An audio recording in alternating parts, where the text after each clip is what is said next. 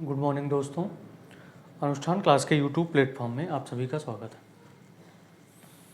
कल मैंने आपको एसएससी सीजीएल के लिए स्टैटिक जीके के क्या सिलेबस हैं, किस स्ट्रेटजी से पढ़ाई करना है, ये सारी बातें हमने कर लिया था। तो आज उसी क्रम में चलते हुए हम पढ़ते हैं, सबसे पहला टॉपिक पढ़ते हैं चित्रकला। ठीक है, अब उसमें से हम क्रम से नहीं पढ़ा रहे हैं, हम कुछ मेन टॉपिकों को पढ़ाया जाएगा। ठीक है, आपके सारे टॉपिक ही मिलेंगे, लेकिन आपका जो टॉपिक आज का लिया गया है वो है टॉपिक चित्रकला का। आज हम पढ़ेंगे विभिन्न राज्यों के चित्रकलाओं के बारे में, किस तरह की चित्रकला वहाँ पे प्रसिद्ध है। तो आइए देखते हैं कि चित्रकला में राज्य कौन से हैं, उन राज्य की चित्रकलाएं क्या हैं। ठीक है, आपको पहला राज्य लिया जाता है आंध्र प्रदेश, और आंध्र प्रदेश में जो चित्रकला होती है, सबसे प्रसिद्ध चित्रकला है कलमकारी। क्या है? कलमकारी। वहाँ पे कलमकारी किया जाता है। तो हमें याद करना होगा कि आंध्र प्रदेश की कलमकारी कैसे याद करें।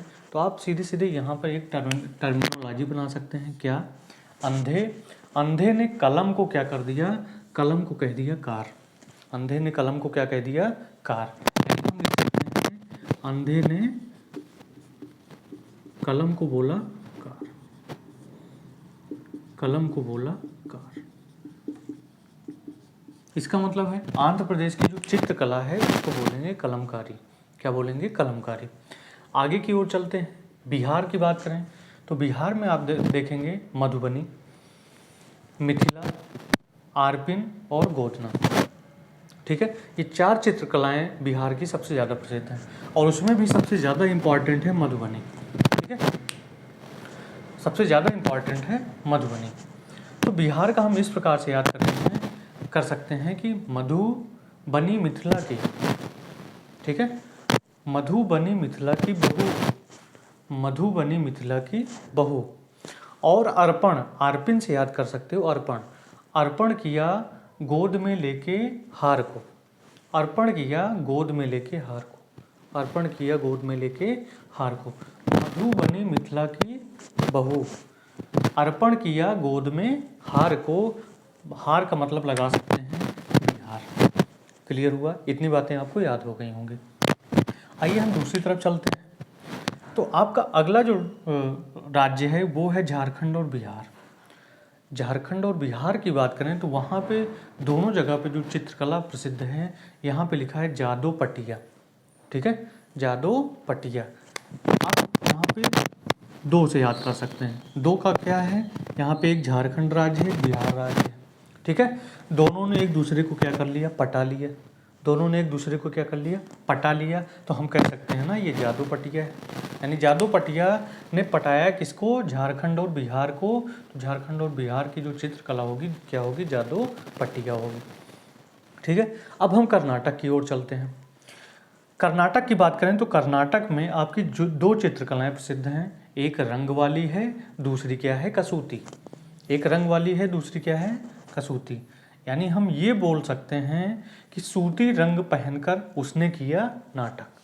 अगर हम कर्नाटक में नाटक ले लें तो नाटक का हम क्या बता सकते हैं कि सूती रंग पहनकर उसने किया नाटक। सूती रंग पहनकर उसने क्या किया? नाटक किया। तो कर्नाटक की चित्रकला कौन सी होगी? रंग वाली होगी। और सेकंड क्या होगी? कसूती होगी। ठीक है, आगे चलते हैं। हिमाचल प्रदेश। हिमाचल प्रदेश की बात करें तो हिमाचल प्रदेश में जो चित्रकला है, पहली चित्रकला आरोफ है, दूसरी चित्रकला है पहाड़ी, तीसरी चित्रकला है गुलेर, और चौथी चित्रकला है कांगड़ा। तो अगर हमें इसको याद रखना होगा कि हम किस प्रकार से इसको याद कर सकते हैं, तो आइए हम देखते हैं। आप जानते हैं हिम और अचल। अचल का मतलब आप जानते हो पहाड़ी। अचल का मतलब क्या होता है? पहाड़ी होती है। और यहाँ पे दो नाम हैं, अगर हिम और आंचल को मान लें। ठीक है, हिम और आंचल कहाँ पर? आरोफ को मान सकते हैं रूफ। रूफ पर बैठकर। ठीक है, रूफ पर बैठकर क्या कर रही है? बैठकर गुलेर का काम कर रही है। रूफ पर बैठकर गुलेर का क्या कर रही है? काम कर रही है। तो ये क्या हुआ? हिमाचल प्रदेश। यानी हिम और आंचल रूफ पर बैठकर गुलेर का काम कर रहे हैं, तो उसको कहेंगे हिमाचल प्रदेश। यानी रूप से क्या हो गया, आरोप। अचल का मतलब हमने बता ही दिया है, पहाड़ी है, ठीक है। और गुलेर तो आपको नाम से समझ में ही आ रहा है। काम का मतलब है कांगड़ा। काम का मतलब क्या लगा सकते हैं हम, कांगड़ा से लगा सकते हैं, ठीक है। इतनी बातें हो गई। अब चलते हैं राजस्थान की ओर। तो राजस्थान में अगर देखेंगे तो राजस्थान में 3 प्रकार की चित्रकलाएं प्रसिद्ध हैं। पहली चित्रकला है फण, दूसरी चित्रकला है मंडाना और तीसरी चित्रकला है लघु, ठीक है। तो राजस्थान, ठीक है, फन, लघु फन ने मंडी को उठाया, ठीक है। सांप की एक प्रजाति होती है, सांप की प्रजाति में आप देखेंगे फण, अगर ऐसे कर लेती है तो उसका मतलब है वो फण, उसका फन है, ठीक है। लघु फन वाला सांप मंडरा रहा था राजस्थान में, ठीक है। लघु फन वाला सांप मंडरा रहा था कहाँ पर, राजस्थान में। तो आप इससे याद कर सकते हैं कि राजस्थान की जो चित्रकला होगी, पहले होगी फन से फण होगा, लघु, लघु समझ में ही आ रहा है, छोटा होता है, और मंडाना, मंडरा रहा है, तो यानी उसको हम मंडाना से लगा सकते हैं। और इस प्रकार से आप चीज़ों को क्या कर सकते हैं, याद कर सकते हैं रिलेट करके, ठीक है। आइए आगे की ओर बढ़ते हैं और तेलंगाना की ओर चलते हैं। तेलंगाना, चेरी निर्मल, चेरियल और निर्मल। आप देख रहे हैं यहाँ पे, अगर तेलंगाना में तेल ले लें और यहाँ से चेरी ले लें, ठीक है, तो आप क्या हो जाएंगे, निर्मल हो जाएंगे, ठीक है। शरीर में चेरी और तेल लगाकर क्या हो जा रहे हैं, निर्मल हो जा रहे हैं। शरीर में तेल और, या हम ये कह सकते हैं कि तेल और चेरी लगाकर गाना क्या हो गया, निर्मल हो गया। तेल और चेरी लगाने से गाना क्या हो गया, निर्मल हो गया। तो तेलंगाना का चित्रकला क्या होगी, चेरियल, और क्या होगा, निर्मल। इतनी बात आपको समझ में आ गई होगी, ठीक है। आपको रिलेट करके पढ़ेंगे तो आसानी से चीज़ों को क्या कर सकते हैं, पढ़ सकते हैं, याद रख सकते हैं बहुत टाइम तक। अगला बात करते हैं कोलकाता। आप देख रहे होंगे ये कोलकाता लिखा हुआ है। तो कोलकाता की बात करें तो कोलकाता में जो चित्रकला होती है, प्रसिद्ध चित्रकला है, वो काली घाट है। तो आप जानते हैं कोल, कोल आपने केमिस्ट्री में पढ़ा होगा। तो कोल किस रंग का होता है, काले रंग का होता है। तो इसका मतलब कोलकाता क्या होगा, काली घाट होगा, ठीक है। ये समझ में आया। लखनऊ देखिए, लखनऊ आपको नवाबों का शहर बोला जाता है, और नवाबों लोग क्या खाते हैं, चिकन खाते हैं, ठीक है, यानी चिकन की कढ़ी बना के खाते हैं। तो हम सीधे सीधे ये याद कर सकते हैं कि लखनऊ में क्या प्रसिद्ध है, चिकनकारी। लखनऊ में क्या प्रसिद्ध है, चिकनकारी। समझ में आ गया भैया। अब आगे की ओर चलते हैं, मध्य प्रदेश की ओर चलते हैं, और मध्य प्रदेश को देखते हैं कि मध्य प्रदेश में किस प्रकार की चित्रकलाएं प्रसिद्ध हैं। मध्य प्रदेश में पहली चित्रकला है बाघ और दूसरी चित्रकला है गौंड, ठीक है। अब ध्यान दीजिएगा, मध्य प्रदेश पहली चीज तो बाघ, टाइगर रिजर्व क्षेत्र है। अगर टाइगर रिजर्व क्षेत्र पूछा जाए तो कहाँ पर होगा, मध्य प्रदेश होगा। इसका मतलब बाघ की चित्रकारी जो की जाएगी कहाँ पर की जाएगी, मध्य प्रदेश में। दूसरी चीज़ जानते हैं गोंड जनजाति। आपने गोंड जनजाति पढ़ा होगा। तो गोंड जनजाति कहाँ पर रहती है, मध्य प्रदेश में रहती है। तो गोंड जनजाति से हम गोंड याद कर सकते हैं। चित्रकला कहाँ की होगी, मध्य प्रदेश की होगी। समझ में आ गया भैया। आगे की ओर चलते हैं और महाराष्ट्र को पढ़ते हैं, ठीक है। तो महाराष्ट्र आप ध्यान से समझिएगा।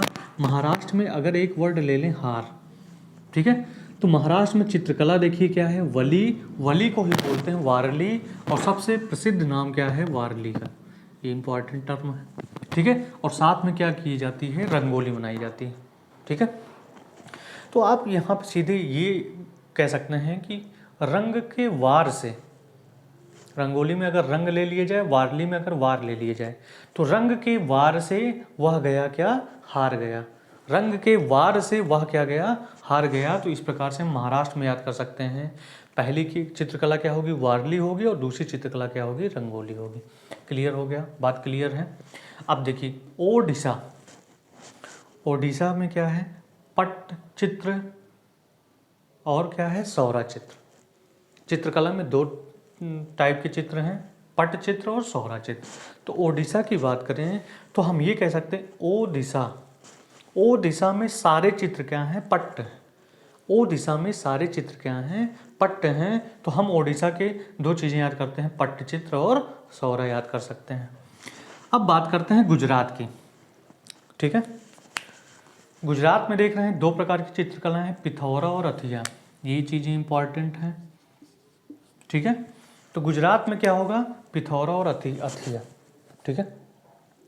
अतिथि ने थोड़ी रात गुजारी, तो आप सीधे सीधे ये याद कर सकते हैं, अथिया को लगा सकते हैं अतिथि से और थोड़ा।